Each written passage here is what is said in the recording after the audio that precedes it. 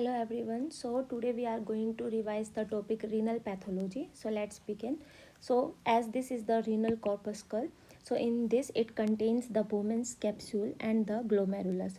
So as these were the afferent arteriole, afferent means ana, so they are entered into this, and efferent means exist.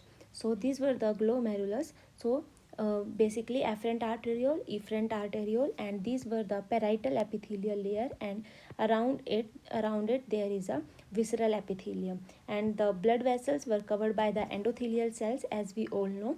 So what was the normal structure of the glomerulus? So as suppose this is a glomerular basement membrane, and in the inner side it has the endothelial cells.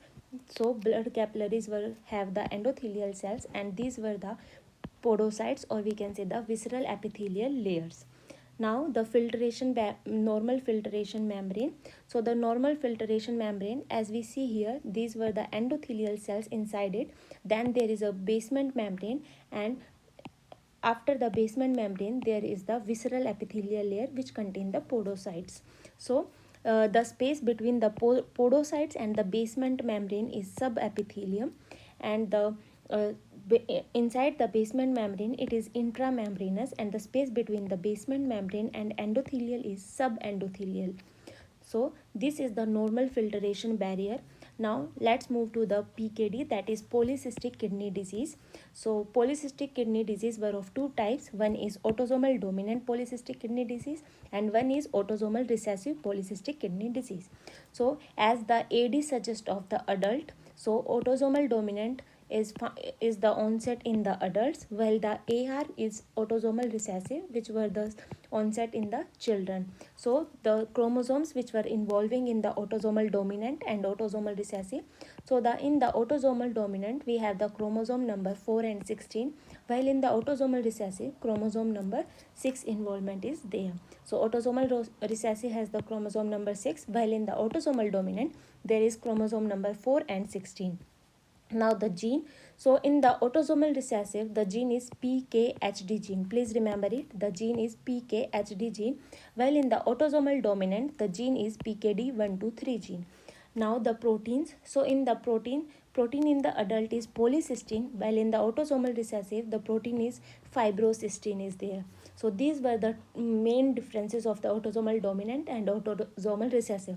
We can also examine grossly, and we can differentiate them by looking grossly to them. I will tell you in a few minutes. So in autosomal dominant, chromosome 416, PKD123 and polycystin protein is involving, while in the autosomal recessive chromosome 6, PKHD gene and fibrocystin is there. Now as on the chromosome number 6 we already discussed so many things. So autosomal recessive polycystic kidney disease is found in the chromosome number 6. HFE gene and HLA gene, all these were involving the chromosome number 6. Now the polycystic kidney disease, as I already told you, that it is autosomal dominant and autosomal recessive. So in the autosomal dominant polycystic kidney disease, what were the clinical features which we found? So here is the mnemonic for the autosomal dominant. For the autosomal dominant, the mnemonic is A, B, C and D. A for aortic dissection, B for Barry aneurysm, most commonly the boys were blacks, and in this there is increase of blood pressure and blood in urine is seen. So these were the related to the B, that is Barry aneurysm, boys, blacks, increased BP, blood in urine. C for cyst means cyst is present in the kidney, in the liver and in the pancreas. And CD together called colonic divertica is seen with autosomal dominant polycystic kidney disease. So these were the features of the AD PKD, that is ABCD: aortic dissection, Barry aneurysm, boys, blacks, blood pressure, blood in urine. C for cyst in the liver, in the kidney and in the pancreas, and D for colonic divertica. Now the features of the autosomal recessive. So the autosomal recessive features were like the cyst is seen in kidney, only in kidney, not in the pancreas or not in the liver.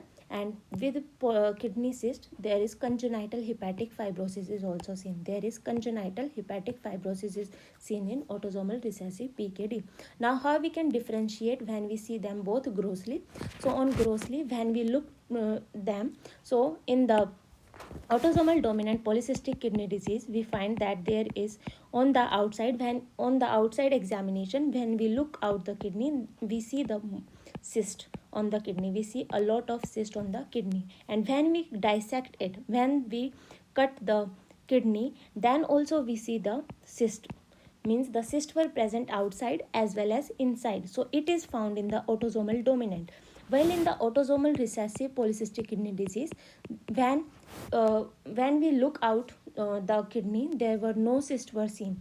When we look outside from the kidney, no cysts were found, but when we cut and look inside the kidney, then the cysts were present. So it is seen in the autosomal recessive PKD. So in this way we can differentiate that in AD, outside as well inside, both the cysts were seen. While in the autosomal recessive, the cysts were seen only when we cut it, or we can see it inside the kidney.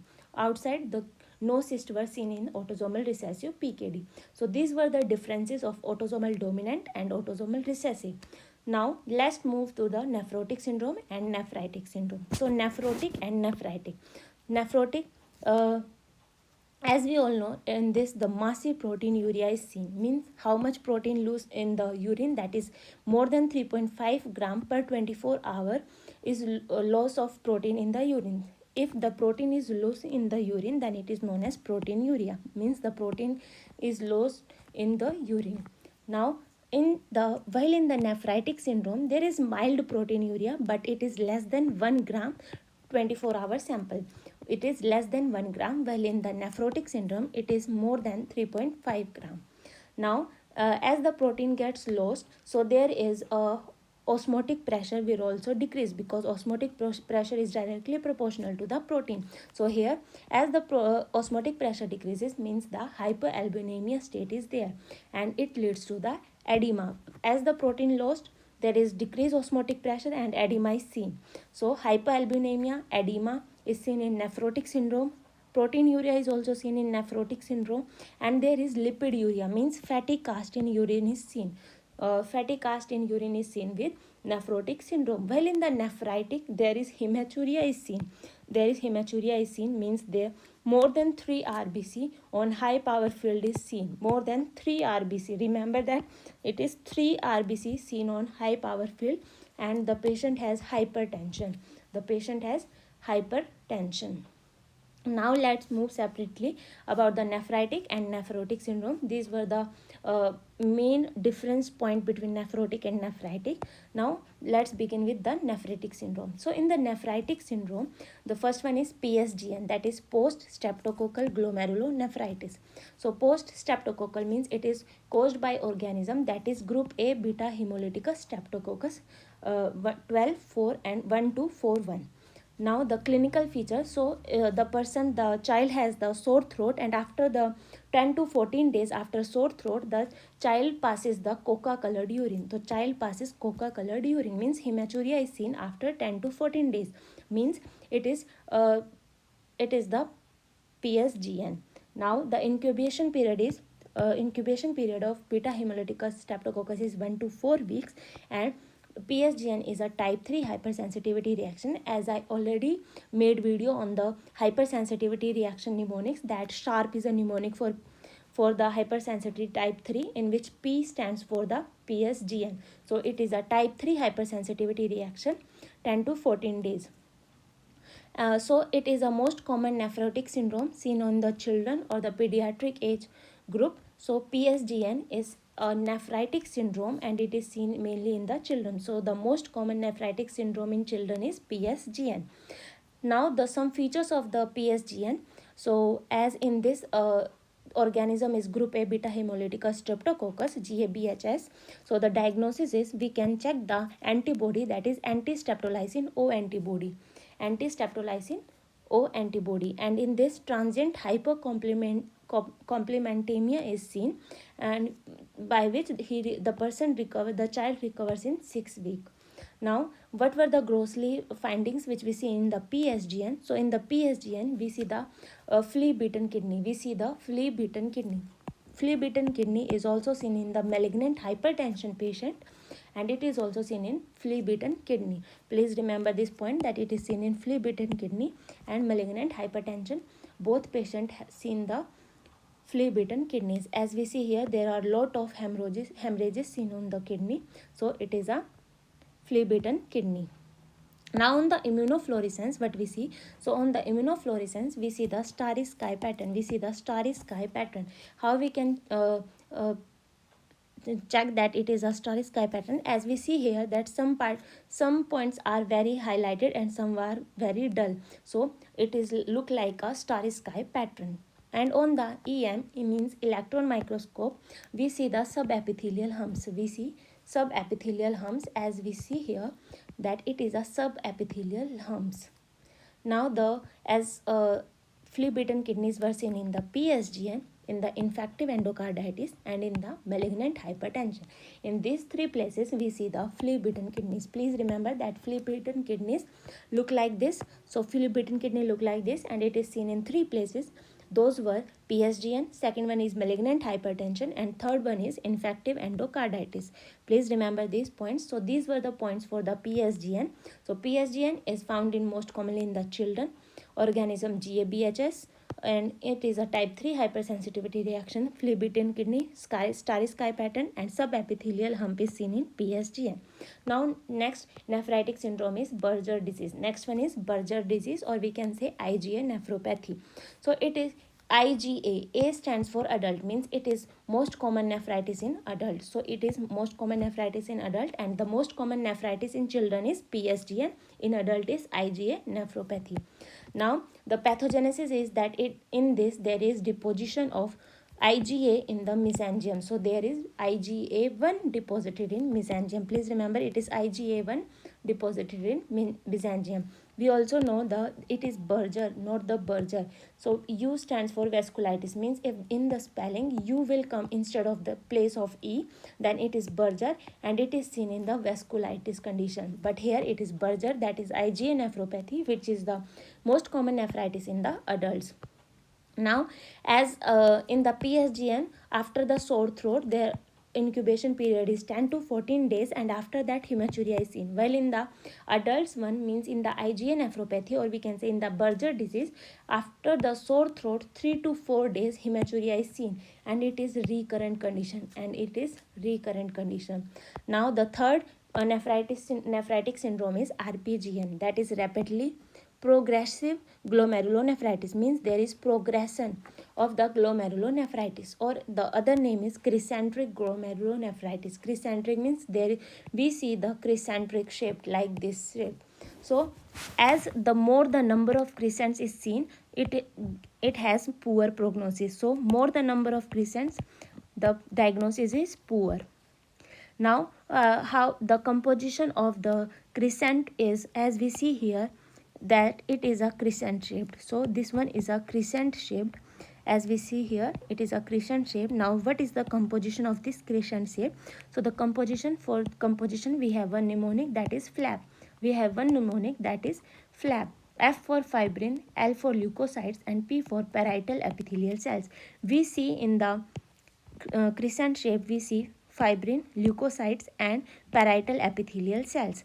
Now what were the types of the RPGN? So RPGN is classified into type 1, type 2, and type 3 RPGN. So type 1 RPGN is anti-GBM antibody, means the Goodpasture syndrome. Type 2 involve the immune complex, that is SLE and HSP. In type 3, that is POCI immune complex were seen. That is microscopic cholangitis and Wagner's granulomatosis. In the Goodpasture syndrome, we see the anti-GBM antibody, means anti-glomerular basement membrane antibodies, is seen in the Goodpasture syndrome. While in the immune complex SLE and HSP, there is lumpy bumpy deposition, means there is antigen antibody complex were deposited, and it looks like a lumpy bumpy deposits. While in the Goodpasture syndrome, the deposition looks like, on the immunofluorescence, it looks like a linear pattern. So linear pattern is seen in the Goodpasture syndrome, while the lumpy bumpy deposition is seen in the immune complex. And in the type 3 RPGN, that is POCI immune complex, microscopic cholangitis or Wagner granulomatosis, we does not see any deposit. On the immunofluorescence, we does not see any deposit. So there is no deposit seen in POCI immune complex. Now let's study about the Goodpaster syndrome. So in the Goodpaster syndrome, here is mnemonic, that is 1 2 3 4. Please remember it. It is very very useful for the clinical diagnosis and clinical features. Goodpaster syndrome 1 2 3 4. So 1 include the type 1 RPGN, so it is a type 1 RPGN. 2 stands for type 2 hypersensitivity. 3 stands for that there is antibody against the alpha 3 chain, and 4 stands for type 4 collagen. So antibody against the type alpha 3 chain of type 4 collagen, alpha 3 chain of type 4 collagen, because the basement membrane contains that type 4 collagen. Basement membrane contains type 4 collagen. So here the in the Goodpaster syndrome there is antibody against the alpha 3 chain of type 4 collagen. And what were the clinical features we see here in the patient? So here in the questions we can easily identify it by looking that in the clinical history we find both the symptoms, like the hematuria and hemoptysis is seen. Hemoptysis is seen in the clinical history. Hematuria with hemoptysis is seen in Goodpaster syndrome. Please remember it. It is very very important questions. So please remember, if in the clinical case we see hematuria with hemoptysis, then the diagnosis is suggestive of Goodpaster syndrome. And the most common cause of death in Goodpaster syndrome is uremia. Due to uremia, there is most common cause of death. Now next one is the Alport syndrome. So in the Alport syndrome, as there is antibody against the alpha 5 type of 4 collagen, alpha 5 chain of type 4 collagen. In the Goodpaster syndrome we have alpha 3 chain of type 4 collagen, while in the Alport syndrome there is alpha 5 type 4 collagen. And in Alport syndrome we see all the autosomal dominant, autosomal recessive, X-linked recessive, X-linked dominant, all were seen, and the most common is the X-linked dominant. So most common is X-linked dominant, while all the others were also seen in the Alport syndrome. Okay, so now the gold standard for the Alport syndrome, on the electron microscope we see the basket wavy appearance. Please remember it. It's directly questions may be asked that basket wave appearance is seen in, so your answer will be Alport syndrome. Now the what were the clinical features? So in the Alport syndrome we see the nephritic syndrome, anterior lenticonus is seen, and sensory neural hearing loss is also seen. Most common symptoms of the Alport syndrome is nephritic syndrome, and second most is SNHL, that is sensory neural hearing loss. So in Alport syndrome, this is the triad: nephritic, SNHL, and anterior lenticonus. Now next one is the nephrotic syndrome. So these the till now we study the nephritic syndrome. Now we are moving to the nephrotic syndrome. So in the nephrotic syndrome, first one is the minimal change disease. First one is minimal change disease. So it is the most common nephritic syndrome in children. So the most common nephritic syndrome is PSGN. Most common nephritic syndrome in adult is, can you please guess me? Nephritic syndrome in adult is, please answer, as I already tell you above.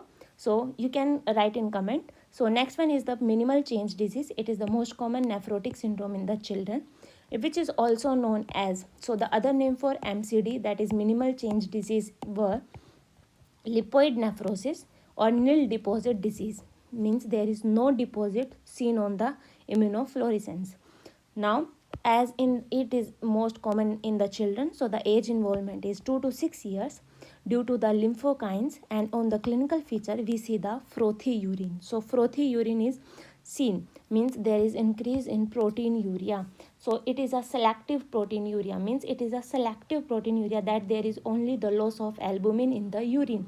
So as the so here is one mnemonic, that if there is selective proteinuria, then it gives the good response to steroids. If non-selective proteinuria is there, then no response to steroids. So now on the diagnosis, in the minimal change disease we find that there is effacement of the food processes. So this is the normal one. As we see, there were the podocytes, while in the second image we see that there is effacement, there is loss of the podocytes. So this is the minimal change disease. And for the treatment of minimal change disease, as I already told you, that it gives good response, excellent response to steroid, because it has selective proteinuria. And Now next one is the FSGS, that is focal segmental glomerulosclerosis. So focal segmental glomerulosclerosis. Focal means that out of all the glomerular, few glomerular will shows the sclerosis, and segmental means in the few glomerulus only the one segment is shown the sclerosis part. So suppose in all five only the two were showing me the sclerosis, that is focal, means focal is there, and segmented means out of two there is also the segment is involving, so that's why it is focal segmental glomerulosclerosis. Now it is the most common nephrotic syndrome in adults. So it is most common nephrotic syndrome in adults. Well, the most common nephritic syndrome in adult is, that is Berger disease, IgA nephropathy. Now the causes for the FSGS were primary and secondary. Primary is due to idiopathic, and secondary is HIV, hypertension, heroin, drug abuse, reflux, nephropathy, renal tissue loss, and sickle cell anemia. So sickle cell anemia is seen with FSGS. Now the hallmark for FSGS is visceral epithelial damage.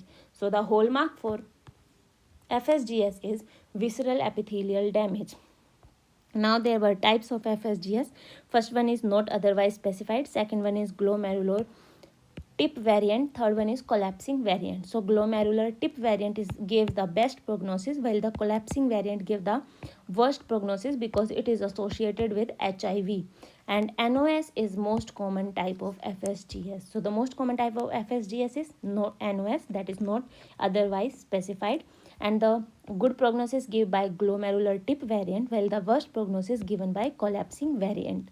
Now if, as I already told you this line, that the non-selective proteinuria, and for non means no response to steroid. If there is selective proteinuria like in the minimal change disease, then there is good response to the steroids. Now what were the hallmarks in the pathology? Till now what we study, that apoptosis is a hallmark of nuclear chromatin condensation. So apoptosis is a hallmark for nuclear chromatin condensation. Barrett's esophagus hallmark is goblet cells because intestinal epithelium is present there. So goblet cells were seen in Barrett's esophagus. This is the hallmark. And in the acute inflammation, hallmark is increased vascular permeability. Well, in the chronic inflammation, hallmark is tissue destruction and repair. Well, in the repair, the hallmark is granulation tissue were seen, and malabsorption hallmark is steatorrhea. For the typical pneumonia, there is intra-alveolar exudate, while for the atypical pneumonia, it is interstitial inflammation. For the FSGS, the hallmark is visceral epithelial damage, and for the neoplasia, there is anaplasia is the hallmark. So FSGS, visceral epithelial damage. As I already told you, hallmark of FSGS is visceral epithelial damage. Now move to the third one, that is MGN, that is membranous glomerulonephritis. So it is most common nephrotic syndrome in elderly. It is most common nephrotic syndrome in elderly, while the FSGS is most common nephrotic syndrome in adult. So MGN is elderly. So the causes were primary and secondary. Primary, in the primary there is antibody against phospholipase A2 receptors were formed. So primary cause of MGN is phospholipase A2 receptors antibodies were formed. Secondary cause were against the drug, infections, cancers, and systemic diseases like DM and SLE. Drugs like NSAID, penicillamine, and infections like hepatitis B, C, syphilis, schistosomia, and malaria. So phospholipase A2 receptors antibodies were formed. This is the primary cause for the MGN. So it is similar to Hayman nephritis in mice. So in the mice we see the Hayman nephritis. Hayman nephritis were seen in the mice. Please remember this. It may be asked in questions that similar to Hayman nephritis in mice is seen phospholipase A2 receptors antibody. On the microscopic examination, we see the thickened membrane and subepithelial deposits were seen. On the silver stain, we see the spike and dome appearance. Basket wave appearance were seen in the Alport syndrome. In this, we see the spike and dome appearance. And subepithelial hump is seen in the, that is PSGN. Very good. Now move to the fourth one, that is MPGN, that is membranoproliferative glomerulonephritis. So membrane gets proliferated. So it is membranoproliferative glomerulonephritis. It is more common in nephrotic than compared to the nephritic syndrome, but it is seen in both nephrotic plus nephritic. MPGN is seen in both nephrotic and nephritic, but more common it is seen with nephrotic syndrome. Please remember it. Question is very important, that MPGN is seen in both nephrotic and nephritic. Now, what were the causes for MPGN? So the causes were primary and secondary. In primary, type 1 subendothelial deposits were seen, type 2 intramembranous deposits were seen, while in the type 3 both subendothelial and intramembranous and subepithelial deposits were seen. Now the secondary cause were, it is associated with infection like hepatitis B and hepatitis C. Now in the MPGN, we see the tram track appearance. Please remember it. Tram track appearance is seen with the MPGN, and we stain it by pass positive. So pass positive. So tram track appearance is seen in MPGN by the stain pass. So pass positive. Now the systemic causes. Let's move to the systemic causes of nephritis of the syndrome, that is SLE. So SLE, systemic lupus erythematosus.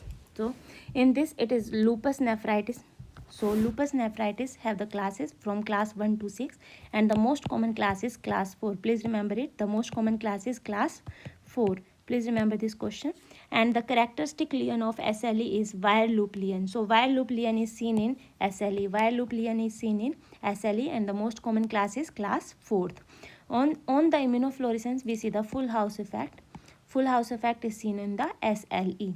Now next systemic cause is diabetes mellitus. So the characteristic lesion for diabetes mellitus is nodular glomerulosclerosis is there. We see many nodules, and there is sclerosis of the glomeruli.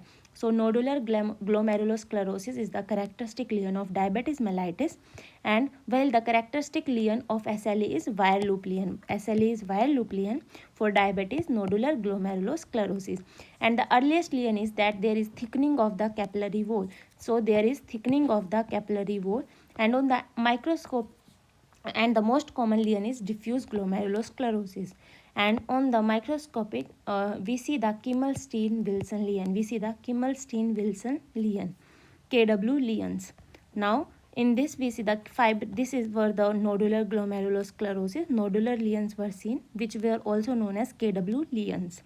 Fibrin cap and capsular drops were also seen in diabetes, and Armani-Epstein lesions were seen, and glycogen deposition is seen in the PCT, and papillary necrosis is also seen. So here is one trick in which we see the papillary necrosis. So papillary necrosis is seen in the soda.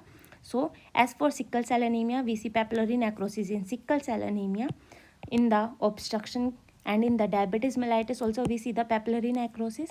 And A for analgesic overuse. When we overuse the drug of analgesic, then also papillary necrosis is seen.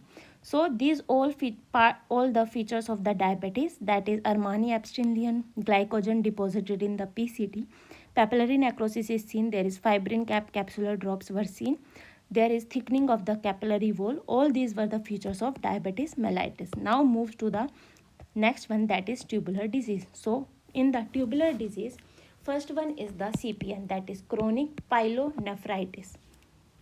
Nephritis means that there is infection. So here the most common infection, the cause of infection is E. coli. Please remember, for the CPN, chronic pyelonephritis, the cause of infection is E. coli. And in this, the grossly examination, we see the irregularly scarred kidney, and on the microscopic imaging, we see the thyroidization of the tubules. Please remember that thyroidization of tubules is seen in CPN. This is previous year questions. That CPN is seen in CPN, chronic pyelonephritis. On the microscopic image, microscopic examination, we found the thyroidization of the tubules. As we see here, that it looks like a thyroid gland. On the thyroid, microscopic examination, these were the thyroid nodules, but look like pinkish material. So these were the thyroidization of the tubules. So there is pink colloid material is seen. Now next one is the ATN. After the CPN, there is acute tubular necrosis, means there is necrosis is going in the tubules.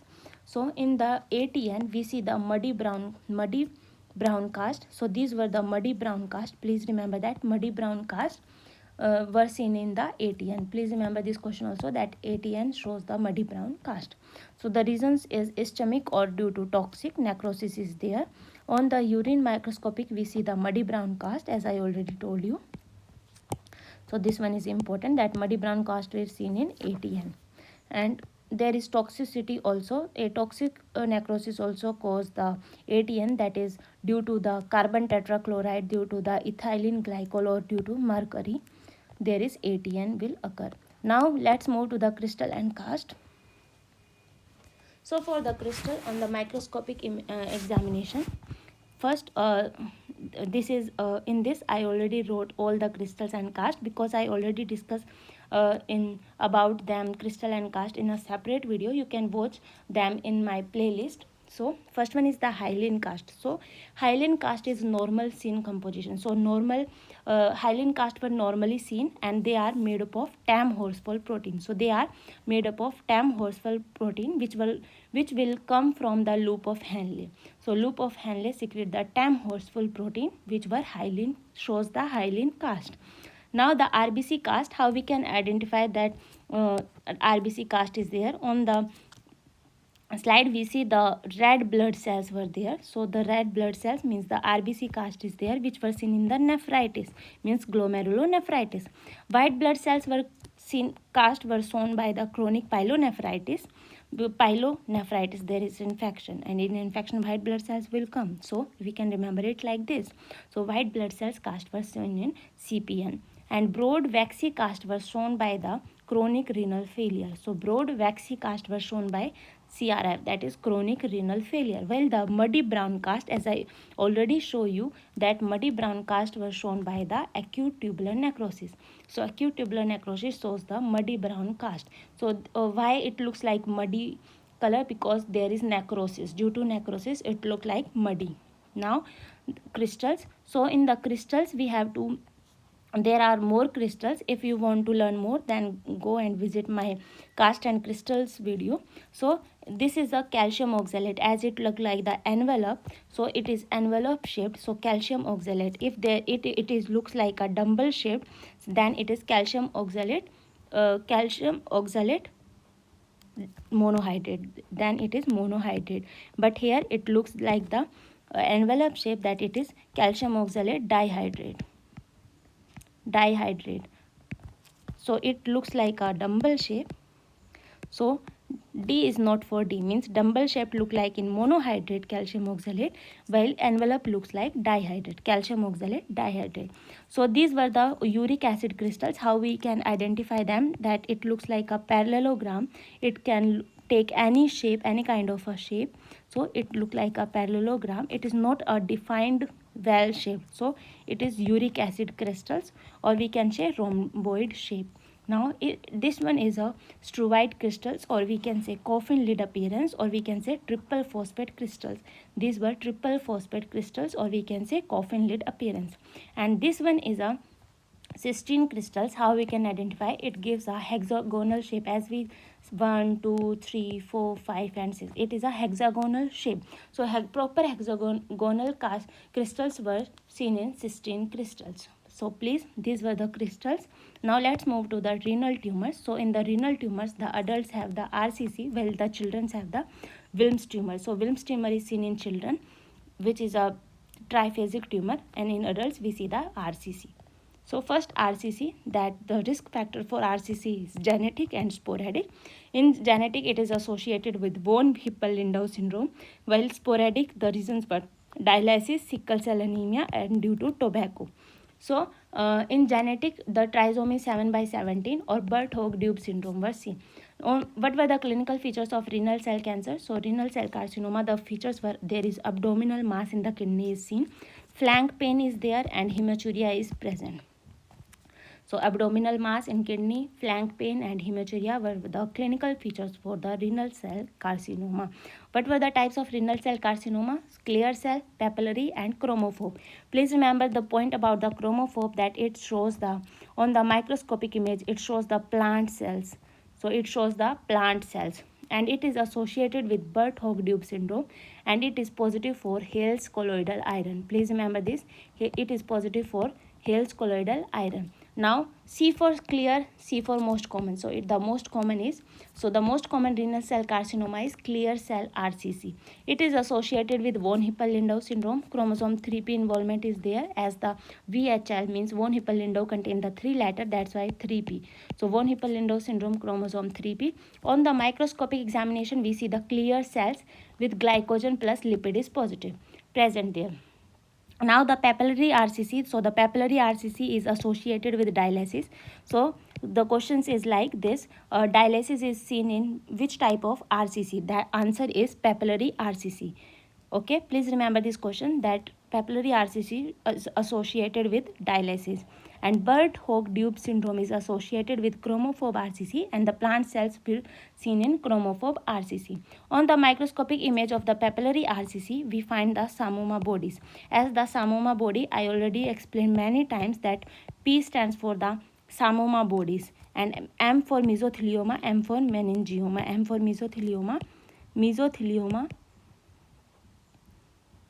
and M for meningioma, S for sarcoidosis,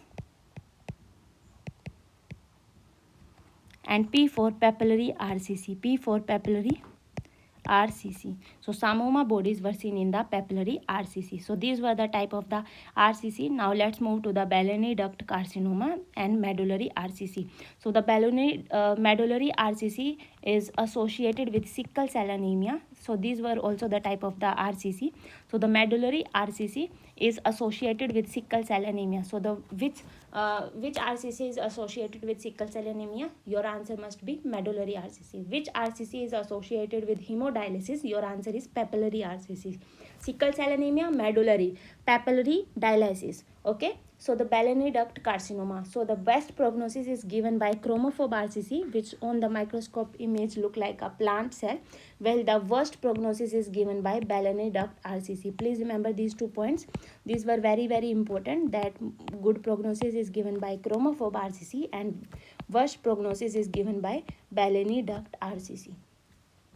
So the spread were hematogenous. They were spread by a hematogenous route. Now let's move to the Wilms tumor. So in the Wilms tumor, we have the other name for Wilms tumor is nephroblastoma. Please remember this question. This is a first question which may be asked about the Wilms tumor, that what is the other name for Wilms tumor. So the other name for Wilms tumor is nephroblastoma, and Wilms tumor is most common seen in childhood. So it is most common childhood renal tumor. So most common childhood renal tumor is Wilms tumor. I am not asking you about the most common nephrotic syndrome seen in the children, that is PSGN, but I am asking here you that most common childhood renal tumor is Wilms tumor. What were the causes for Wilms tumors? So the causes for the Wilms tumors were WT1 gene and WT2 gene mutation is there. Both were seen on the chromosome number 11. WT2 gene is mutation is known as Beckwith-Wiedemann syndrome, and in the Beckwith-Wiedemann syndrome, it is the Wilms tumor plus hemihypertrophy is seen. In Beckwith-Wiedemann syndrome, we see the Wilms tumor plus hemihypertrophy features were there. Well, that WT1 gene shows the Weger syndrome and Denny-Dresch syndrome.